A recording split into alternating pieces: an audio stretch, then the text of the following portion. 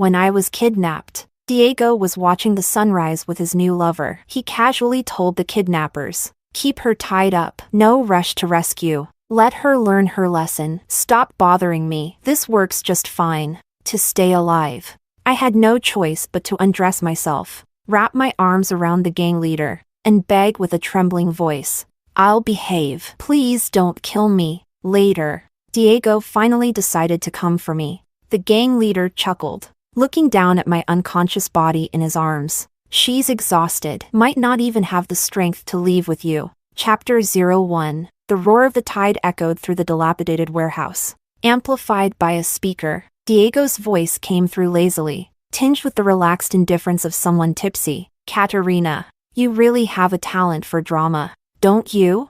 Yesterday you got my mom to pressure me into a forced engagement, and today you pull off a kidnapping?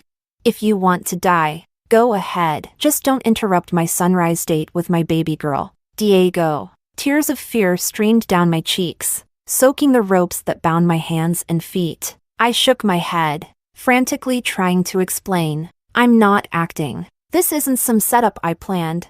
I don't even know why your mom suddenly went to the media and announced our engagement. I'm begging you, just this once, believe me and come save me, please?"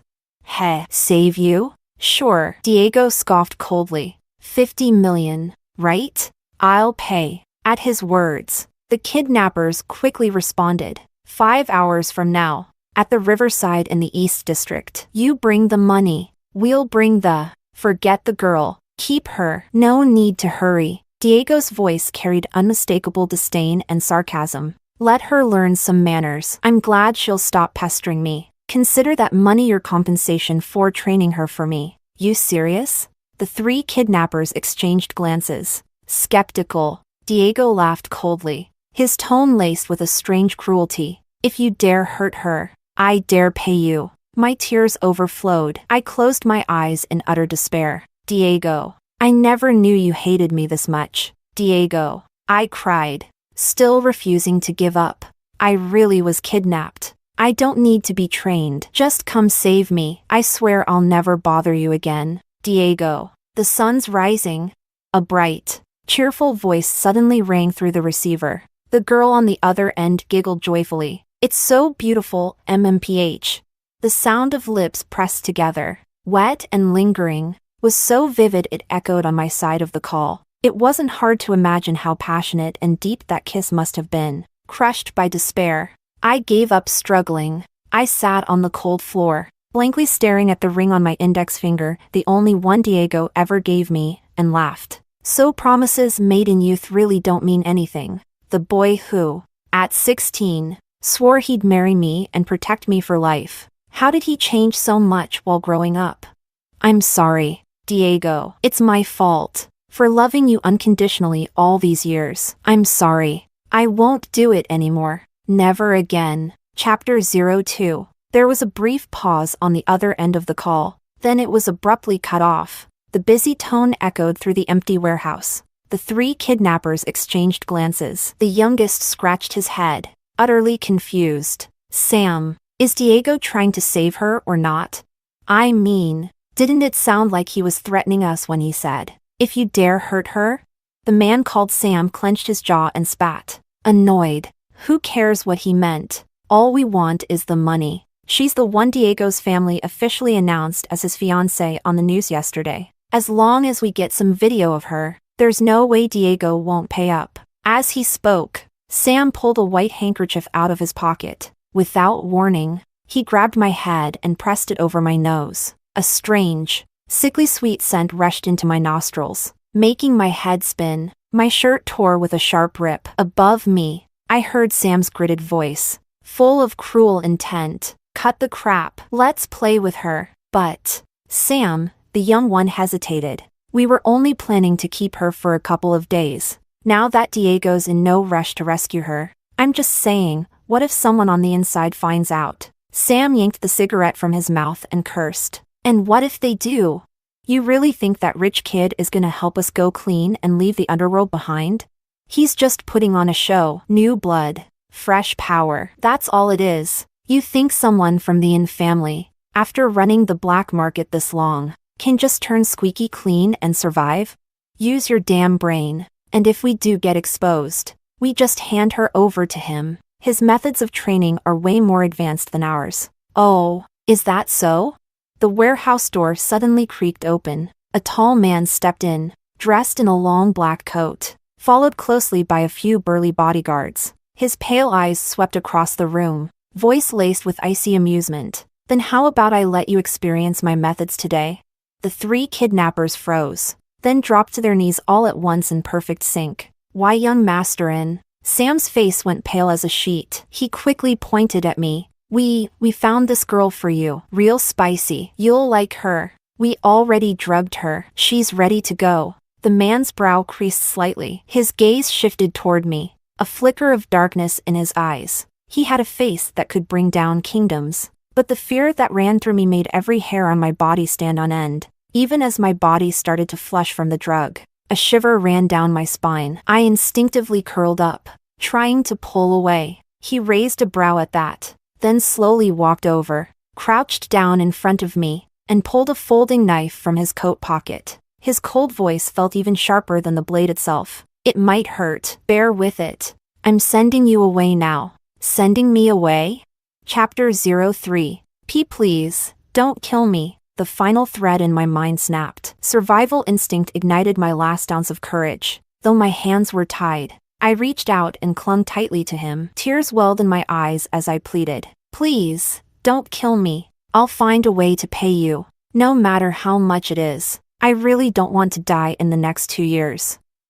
I'm begging you. The man lowered his gaze, eyes briefly pausing on my hands gripping his. One brow arched with curiosity as he asked in a low voice, "What's wrong with dying in the next 2 years?"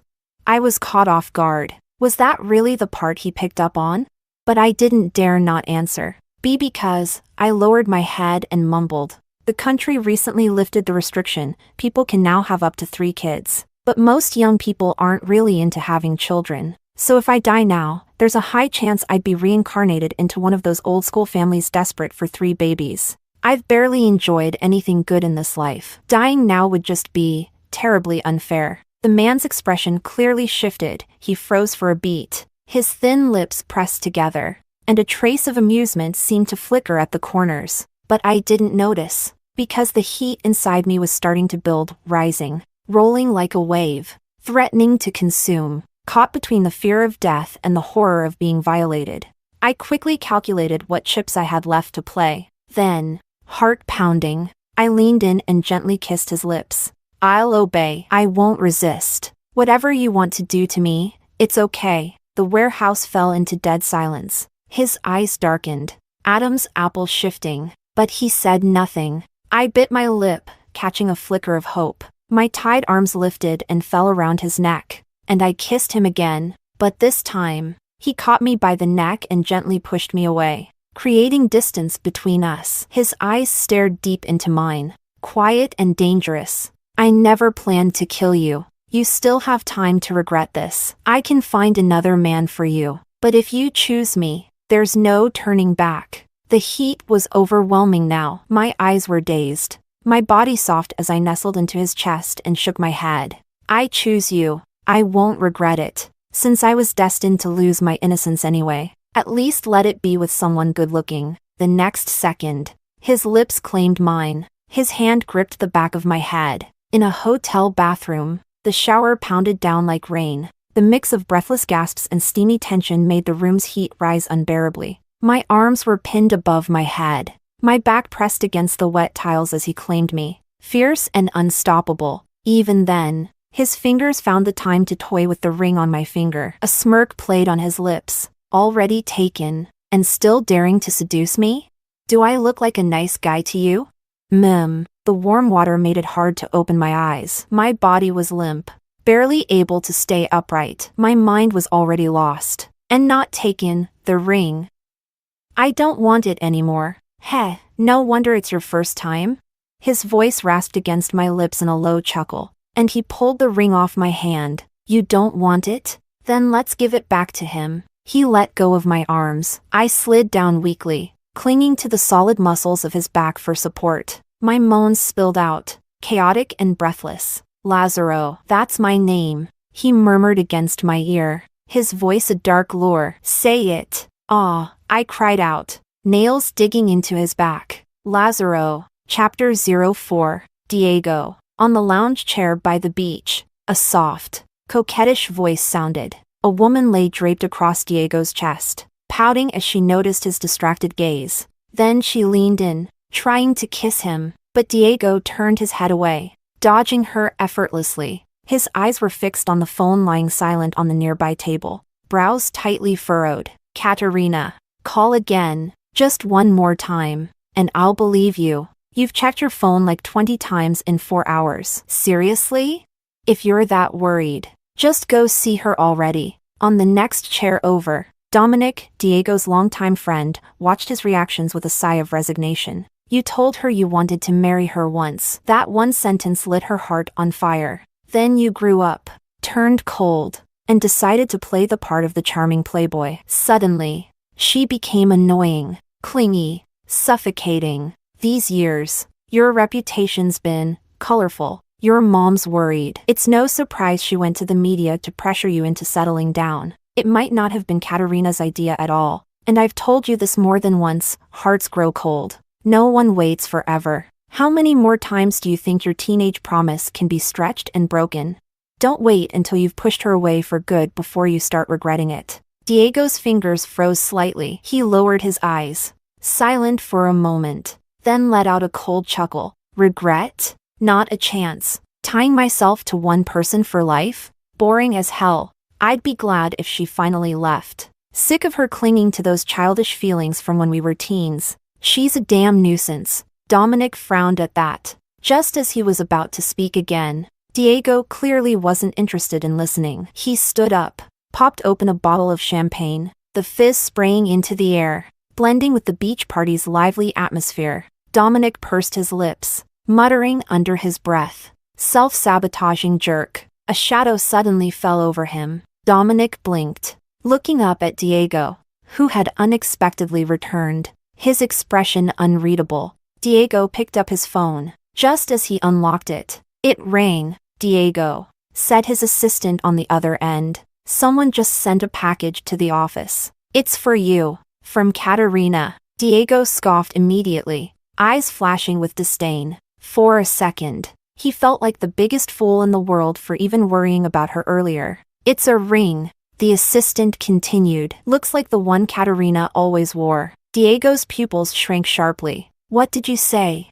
A moment later, a photo popped up on his phone. One look was all it took. It was the ring he had given her when he was 16, a childish engagement ring he'd used to confess his feelings back then. Katerina had always treated it like a treasure, wearing it constantly. Something strange stirred in Diego's chest, but before the feeling could settle, it was smothered by anger. He sneered and began typing furiously into the chat box. So the fake kidnapping act didn't work out? Trying the whole push and pull tactic to mess with me now? Katerina, you gave back the ring. We're officially done. Don't bother me again. The message went out, but there was no reply. The chat box, usually filled with instant responses, remained still and silent. Annoyed, Diego scrolled up.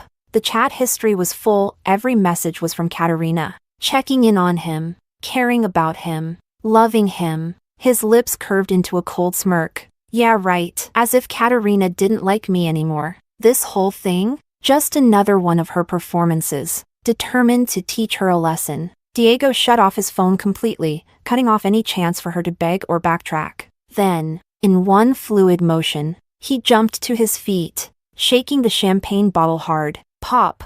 Bubbly burst into the air as he smashed the bottle onto the sand, wrapping his arm around the woman in his lap. Diego laughed wildly and unrepentantly. I'm in a damn good mood today. Let's drink! Chapter 05. When I woke up the next morning, Lazaro was no longer in the room. It was my first time being kidnapped, so I had no idea what the usual protocol was after sleeping with the leader. Was I supposed to wait around for someone to come pay the ransom? Or was I now his, bound to him for life? Or maybe, I looked around the empty room. My hands and feet weren't tied anymore. Could I maybe just walk out?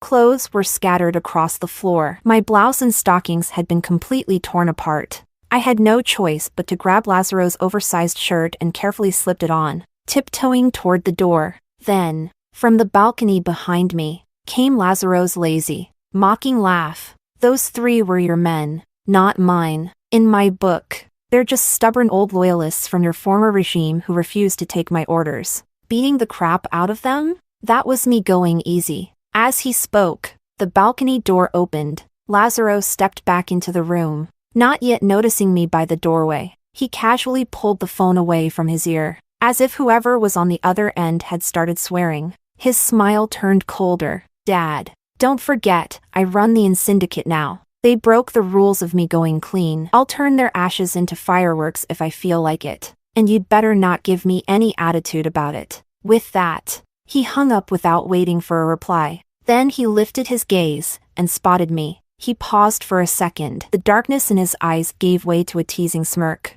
"After draining me dry, you were just gonna sneak off?" Startled, I jolted and shook my head frantically. And no, I wasn't trying to run. It finally hit me who Lazaro from the family really was. The top underground boss in the capital, the kind of man who lived by the blade, dealt in blood, and knew exactly how to make people disappear. Messing with a man like him? Running wasn't an option. Obedience, that was my only shot at survival. Lazaro raised a brow and walked toward me, slow and deliberate, step by step, until I was backed up against the door with nowhere to retreat. His eyes dropped to my legs peeking out from under his shirt, his gaze darkening. Then, without warning, he scooped me up into his arms and placed my bare feet on top of his shoes. "There are guards swarming the entrance. You were gonna walk out looking like that? I don't think you're trying to run. You've got a death wish." There was no way I could balance like this. I had to cling to Lazaro's neck, leaning weakly against the doorframe. My voice was soft as I tried to reason with him. "My parents are researchers. They work deep in remote mountains with no signal. Social status? High. Bank accounts? Not so much. If we wait for them to realize I'm gone and come pay ransom, it could take a while." Lazaro blinked, then chuckled. "If you're with me, you won't need money." I hesitated. No ransom meant I'd have to stay with him? It's my first time. I don't really know how this works. Am I supposed to stay here? Or, before I could finish, his lips were on mine, soft, teasing kisses brushing against me. His smirk curled against my mouth as he whispered, "Do you know how to date?" I froze, blinking in confusion. "Huh?" Then suddenly, he lifted me into his arms again. As he leaned forward, pressing me back into the bed, his voice lowered to a wicked murmur beside my lips. "Then let's follow the dating routine." Chapter 06. It wasn't until 3 days later that Diego finally turned his phone back on. 3 days of chaos and indulgence. The entire villa looked like a post-apocalyptic wreckage, like a typhoon had swept through, leaving behind nothing but overturned glasses, empty bottles, and the lingering stench of decadence. He fished his phone out from between the couch cushions, slumped back into the sofa. Diego powered it on with a sneer, waiting for the flood of notification dings to finish. So many messages had to be from Katerina. She was always like that, always texting him over the tiniest, most trivial things. So annoying. This time, she probably spammed him again. The dings finally stopped. Diego reached out and tapped the screen. Just as a call came in, it connected automatically. He glanced at the caller ID. Great. His mom. Probably just another attempt from Katerina to use her as a mediator. Diego frowned and was about to cut her off when his mother's anxious voice beat him to it. "Diego, have you heard from Katerina? She hasn't replied to me in 3 days. Is something going on? Did something happen to her?" His buzz dulled immediately, at least 5 levels of drunkenness gone in a blink. He bolted upright on the couch, his brows drawing together sharply. No contact? Suddenly, a memory flashed in his mind. 3 days ago. That phone call, the one about the kidnapping. Katerina's still playing this game? His jaw tightened. He pressed the dial button with a heavy hand, his expression stormy. Something was off. Beneath the irritation, there was something else brewing. Panic. Maybe, but anger still ruled. Katerina really went too far this time. The call connected quickly, but the voice that answered was not hers. It was a low, raspy man's voice, completely unfamiliar. Diego's face froze. His gut dropped. 3 a.m. A man answered Katerina's phone. That alone confirmed the kidnapping was real. Panic surged. He clenched his fists so tightly his knuckles cracked. His voice rigid and strained. "Where's Katerina? Put her on. You didn't touch her, right? Give me the address. I'll come pay the ransom myself." There was a brief pause on the other end. Then came a soft chuckle. The voice, gentle and hoarse, replied slowly, "Not tonight. She's already worn out from the past couple days. Even if you brought the whole damn army with you, she wouldn't have the strength to walk out." Diego shot to his feet. His pupils contracted sharply, and in the very next second, he exploded. "Did you ****ing touch her? Who the hell gave you the right? I said I'd pay the damn money."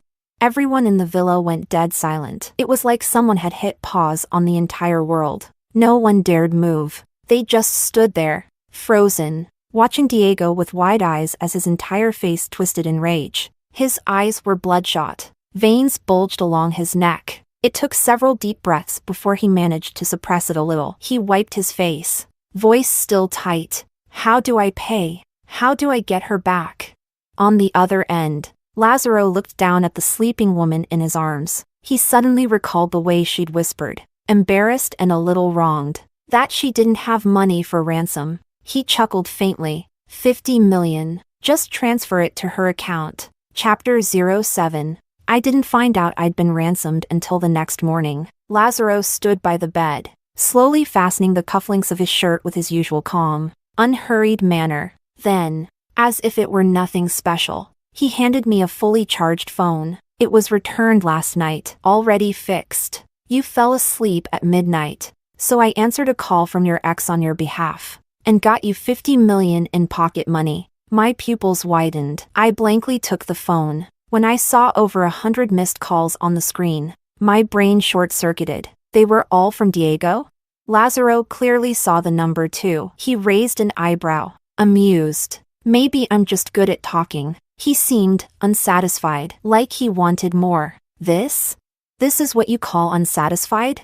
Lazaro bent down to pick up his suit jacket, draping it casually over one arm. The crisp shirt and tailored slacks accentuated his broad shoulders and narrow waist. Just the sight made my cheeks flush. Memories of the past few indulgent days instantly flooded my mind. Noticing the look on my face, Lazaro smirked. He leaned down and placed a gentle kiss on my forehead. "Easy, sweetheart. Don't tease me. Otherwise, you won't be able to walk later." My face turned scarlet. He gently ruffled my hair, then raised a brow lightly. "Tell your ex I said hi." Aw, classic mob boss energy, gracious, almost. Then he added with a quiet, bone-chilling warning, "If you two dare rekindle anything, I'll burn you both and scatter the ashes." I didn't say anything. Those 3 kidnappers may have been taken care of, but they were still under Lazaro's command. If things got complicated, it could be a problem, so he didn't escort me. I took a cab back on my own. But I didn't go home. I went to see Diego's mom first. Given my parents' jobs, long-term research and isolated, signal-less mountain labs, I'd basically grown up under Diego's mom's care, following Diego around since we were kids. "Katerina, thank God, you're safe now. You're home." Diego's mother clutched my hand, eyes red with guilt and worry. Diego sat on the sofa opposite us, uncharacteristically silent. From the moment I walked in, his eyes never left me, dark and bloodshot. His stare carried a deep, unsettling heaviness. His mother called out to him twice. He didn't respond. She gave up, wiping her tears and turning back to me. "Katerina, I'm so sorry. This is all my fault. I didn't think it through. I just wanted to pressure that ungrateful boy to marry you. I never thought it would get you targeted by kidnappers. Thank God they only wanted money. If anything worse had happened to you, how could I ever face your parents?" Bang!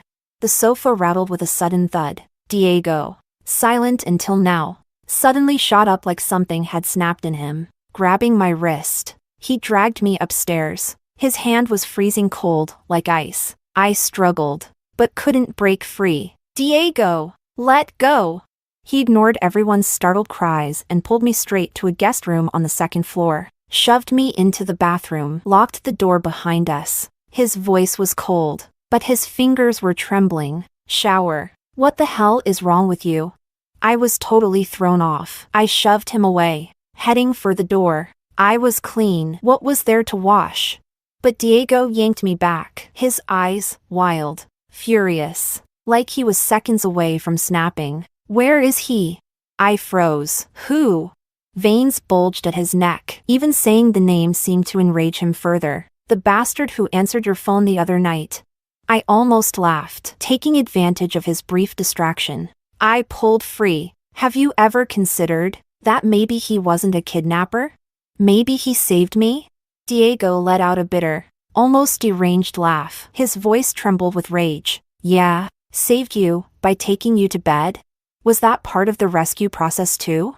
Honestly, I had no idea what he was so furious about. Is it that hard to figure out? I scoffed. I was kidnapped, not on a vacation. I should be grateful I wasn't tortured to death. Thank God Lazaro was the one who showed up. Thank God he came. Thank God, he wanted me. Diego went rigid. It took him a moment to process what I was saying. Then the meaning hit him. His entire expression collapsed. The rage cracked and gave way to confusion and disbelief. I didn't think it was real. He stammered. I thought you were acting, that you hired them to force me into marriage. If I'd known. I cut him off with a bitter laugh. Recalling that night now only brought a cold, numbing clarity. You didn't know?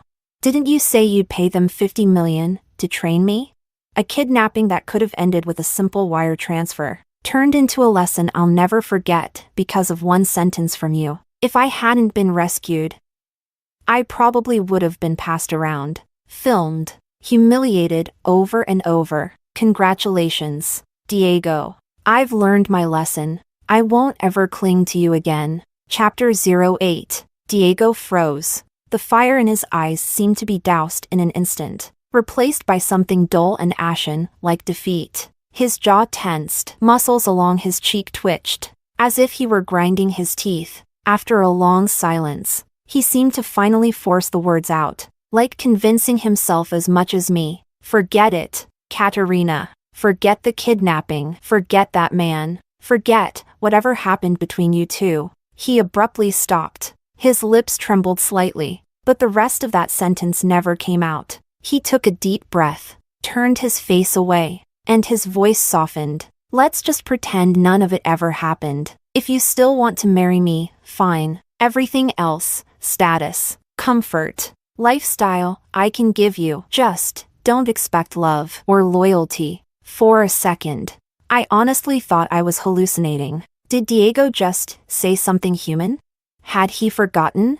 He was the one who came after me first. He confessed. He proposed. At 16, not 6. And now, grown-up Diego brushed those promises aside like they were nothing, never once stopping to think what someone like me, who'd been lured in and truly fallen, was supposed to do with a heart already handed over. It was like being a stray dog, taken in, given warmth and a name only to be abandoned later, left cold, confused, and crying, but too far gone to survive out in the wild again. So in the end, I became that pathetic creature, chasing after my old master with my tail between my legs, desperate for scraps of the warmth I once knew. Sometimes, I wondered, wouldn't it have been better if he'd never picked me up in the first place?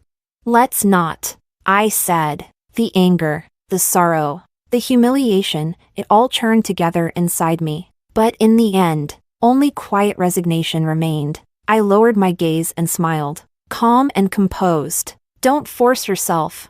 I've let go. I won't love you or bother you anymore. So really, there's no need for you to make such a big sacrifice. It's all in the past. You can go live your carefree life now. I meant every word. But somehow, that calmness seemed to irritate Diego even more. His expression flickered with something like panic, then shifted into sarcasm and frustration. Well, aren't you saying all the right things? Not cling to me? You believe that yourself? You think you can actually do that?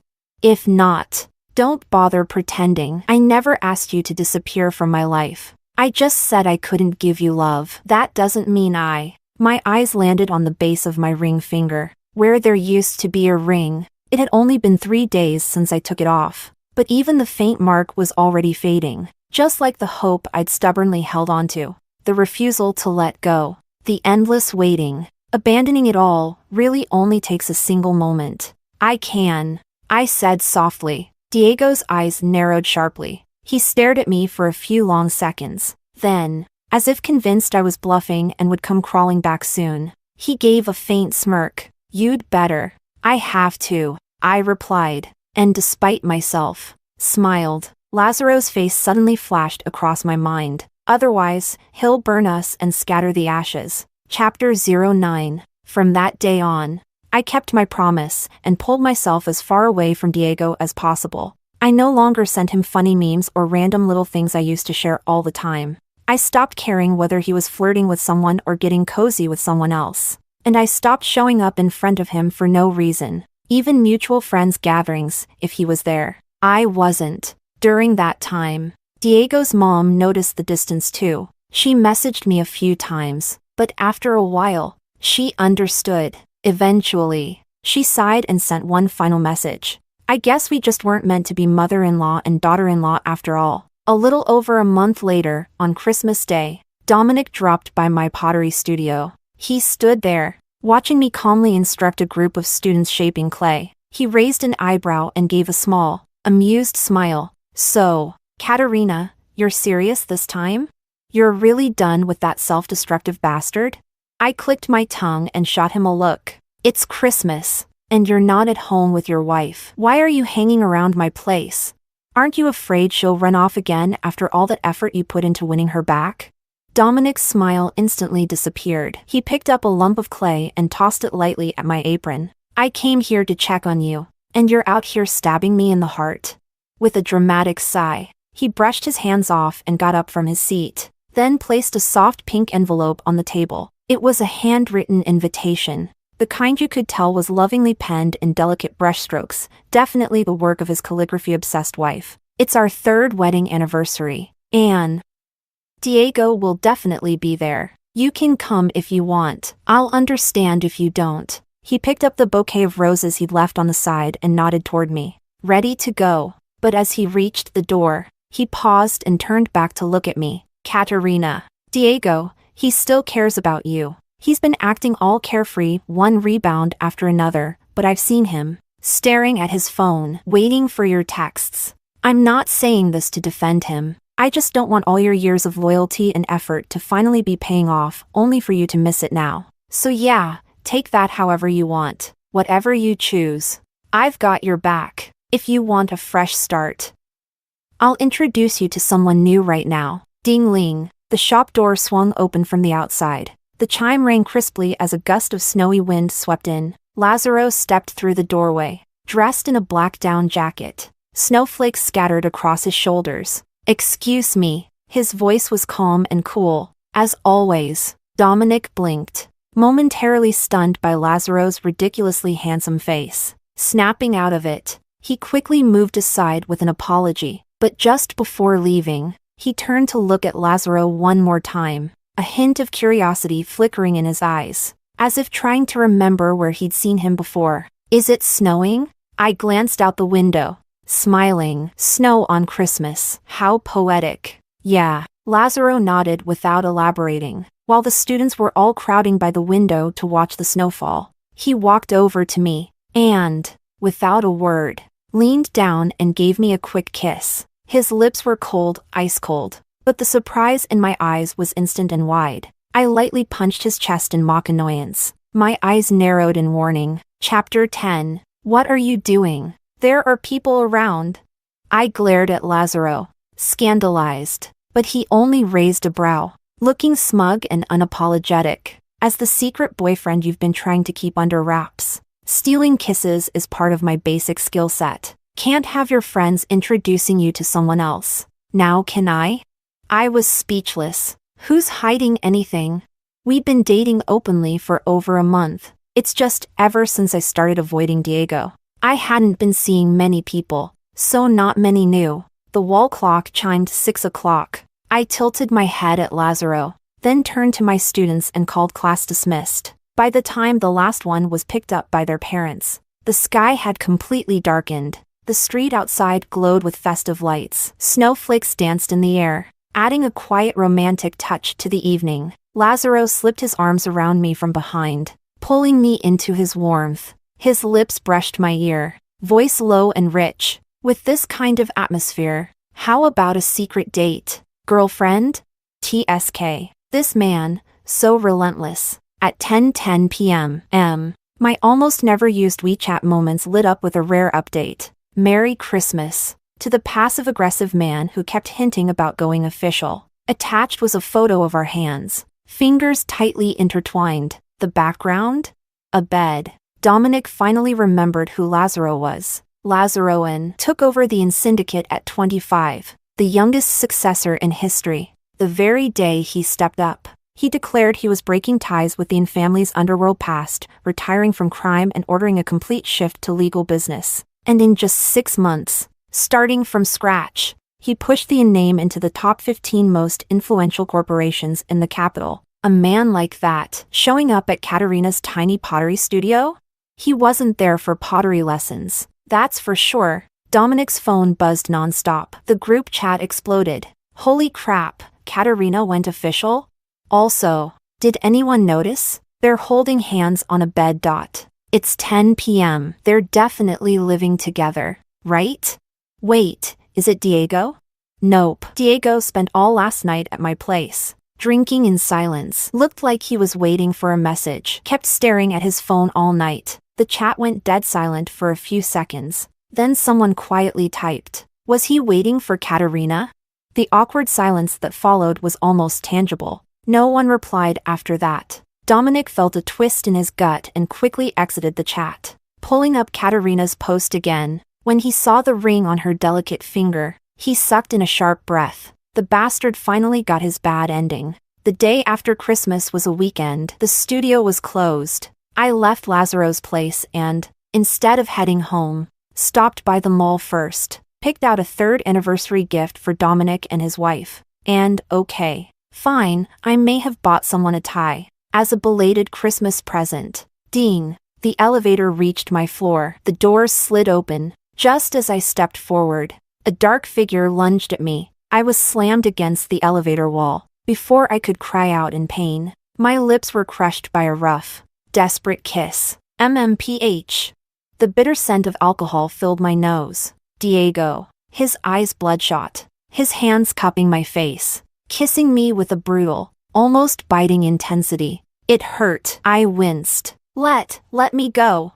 I pushed at his shoulders with all my strength. When he tried to force his tongue past my lips, I bit down, hard. Hiss, Diego grunted, finally releasing me. I didn't wait another second. I bolted. But I hadn't even taken 2 steps before he yanked me back by the wrist. What the hell are you running for? I'm not gonna eat you.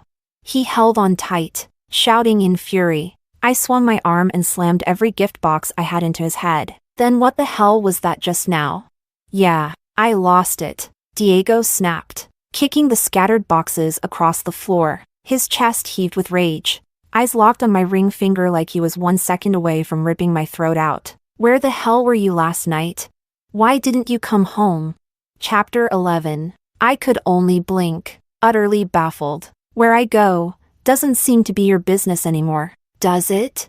Diego's body jolted. Trembling slightly, he dragged a hand down his face, his eyes dark and dangerous.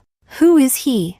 That question again, so familiar. I looked up and stared at him silently, offering no reply, but Diego had already realized. His face went pale, whether it was the alcohol or something else. He swayed on his feet, steadying himself with one arm against the wall. Did he force you? No, we're just together now. Diego closed his eyes, trying to smother the collapse brewing behind his lashes. Then break up with him. Didn't you want to be with me? Fine, we'll be together. You leave him, and I'll pretend none of this ever happened. He let out a quiet breath, like he was finally surrendering to something he could no longer fight. Katerina, you win. I've missed you a lot. Let's be together from now on. There'll be no one else. Ah, so that's what he thought last night's post was. Some manipulative trick to provoke him?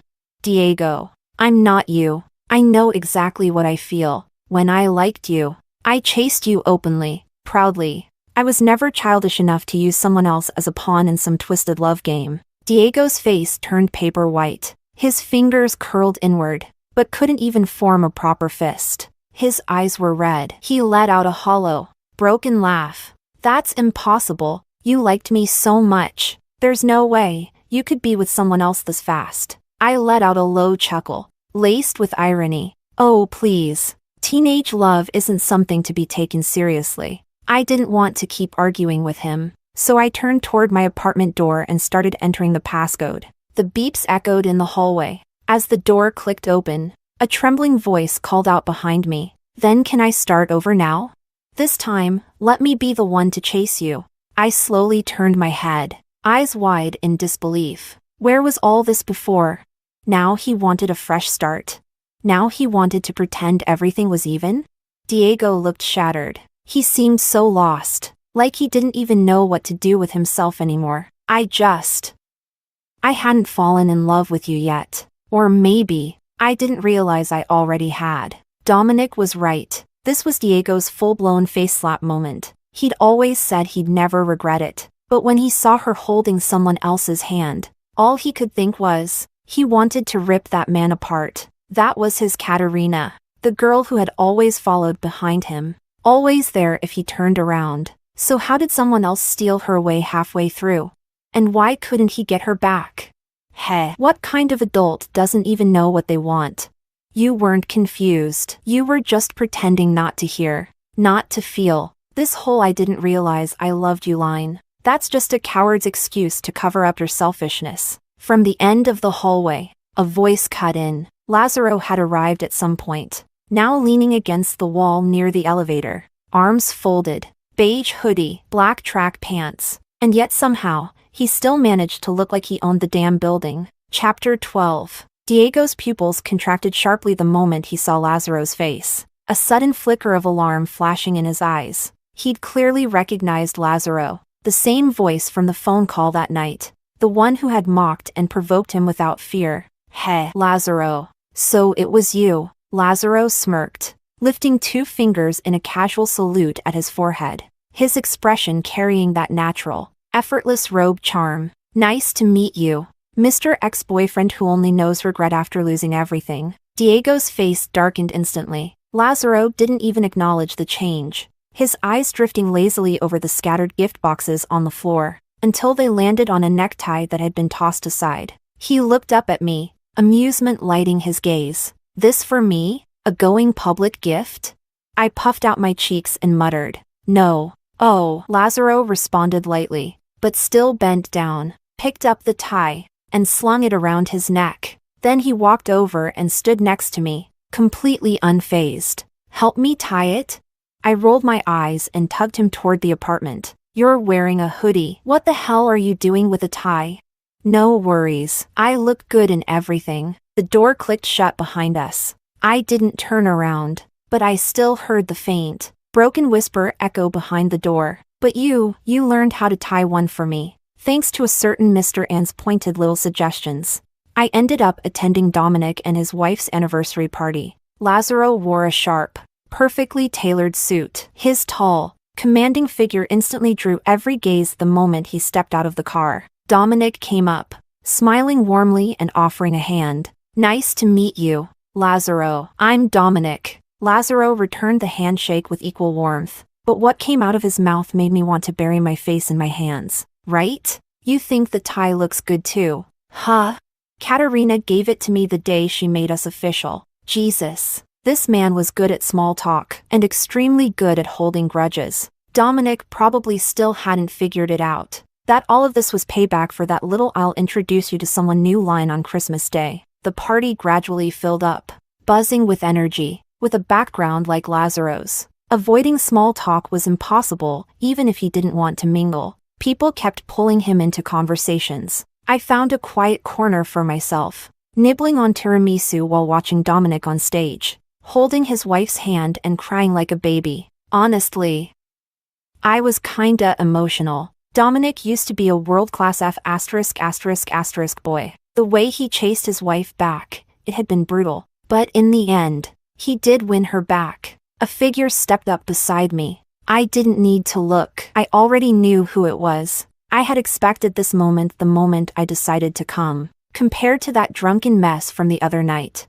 Diego was at least presentable today. But the exhaustion in his face and the bloodshot in his eyes said it all. This man hadn't been doing well. Katerina. Diego spoke my name, his voice low, tight. He looked up at the couple on stage, then back at me, and slowly, he lifted his hand. A ring rested in his open palm. His skin bore faint red indentations. He must have clenched it too hard earlier. Let's get married, please. That proposal.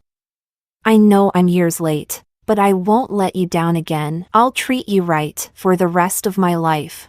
There'll only be you. Chapter 13. I slowly set down my fork. Suddenly, I didn't feel like eating anymore. Then I reached for the ring I used to wear all the time. Under the sudden spark of hope in Diego's eyes, I turned, walked to the floor-to-ceiling window, and through it, the ring arced through the air in a clean parabola. Before landing with a quiet splash in the swimming pool, Diego staggered. His already pale face lost the last hint of color. Lips trembling, words tumbling out in panic. Katerina. I was wrong, I swear. I know I was wrong. I didn't know how to cherish you before. I was a fool. I'm changing. I'm chasing you again. But you blocked me. Even now. He couldn't bear to remember that moment yesterday, when he finally mustered up the courage to send a message, and was met with that bright red exclamation mark that shattered his last bit of hope. Katerina. I'm not asking you to forgive me right away, or take me back, but at least, leave me a road. Just one road, so I can make it right. So I can chase you again. Take the first left. A cold, mocking voice cut in. Before I even processed it, I was pulled into a firm, warm embrace. Lazaro held me tightly, his tone dripping with possessive arrogance as he raised a brow at Diego. Need a tour of the crematorium? I'll even collect your ashes for you. After Diego's little performance, Lazaro and I couldn't exactly stay any longer. We didn't want to ruin the party, so we politely said our goodbyes and left early. Not heading home? I asked, watching Lazaro glance down at the GPS. Nope, I'm in a good mood tonight. Taking you to the beach. We'll watch the sunrise. I actually believed that romantic lie. I mean, technically, yes, we watched the sunrise, but he never mentioned what would happen before the sunrise. In the car, in that feverish, chaotic moment, Lazaro reached up and lifted my hand, and something cold slipped onto my ring finger. My mind cleared for one brief second, before melting away again as he interlaced our fingers, pulling me under all over again. The call from Dominic came just as the sky began to lighten. I was curled against Lazaro's chest, completely spent, my voice still thick with sleep as I answered. What is it, Dom? But it wasn't Dominic on the other end. It was another mutual friend. Katerina, you should come see Diego. He jumped into the pool trying to fish out the ring you threw. Spent hours in there. It's winter. How long do you think a person can last in freezing water? He passed out as soon as he got out. He's at the hospital, running a crazy fever. I mean, you two did grow up together. Just come see him. Yeah. I pressed my lips together, then said calmly, is he conscious? If he is, hand him the phone. There was silence for over 10 seconds. Then came Diego's voice, weak, hoarse, and choked with tears. Katerina. I found the ring. I found it. Can you? Diego. I cut him off gently. You're really pulling out all the tricks these days. Huh? Stop doing all these useless things. You're ruining my sunrise date with Lazaro. The line went completely silent. I froze too, because just then, I glanced down and caught sight of the diamond ring glittering on my ring finger. Bathed in the golden light of the newly risen sun, Lazaro wrapped his arm around my waist, pulling me even closer into his chest. With his other hand, he brushed his fingers across the ring, voice low and magnetic. You wear my ring. That means the rest of your life is officially mine. If you dare run, I smirked, raising a brow. I know, you'll scatter my ashes.